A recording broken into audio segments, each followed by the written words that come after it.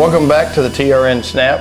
We've got still a lot of playoff teams and 3 of them in Class 4A. Which is the most, we've ever had probably in 3A. It used to be 3A because they split divisions and Iowa Park's playing well, Vernon's playing well. The game this week I'm most interested in. Didn't 2 of them win 52-14 last week? Yeah, IP and Vernon on the dot. Both won exactly 52-14. And Graham wasn't too far off. It was 41-13. So yeah, they had kind of thought that they'd have easier matchups. It changes this week. It absolutely changes this week, as it should. Graham's got Abilene-Wylie, always a good rivalry. And a rematch. Yeah. And sometimes the rematch hadn't always went the same way. No, historically. Graham won 18-7. I talked to Coach Sandifer out at Wylie this morning. They made 5 turnovers that game. He thinks that his team learned a lot that game. And man, they played 7 teams in the regular season who are still alive. That's incredible.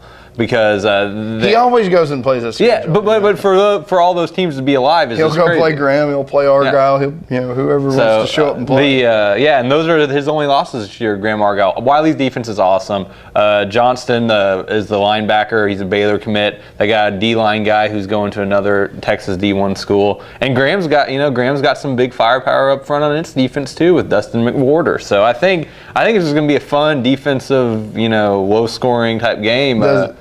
Does Graham have to stick mainly with the run game with Martin? Or you think they can throw on him? I think they should try to throw. Martin last time had 34 carries for 171 yards.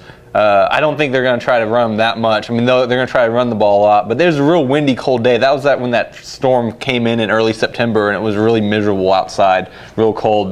So they kind of stuck to that. Wiley's not going to throw as much as Graham, I think, will. But if Graham plays well, they'll have a shot. If they have one of those big turnover games like they had against Argyle or Big Spring, they're probably going home.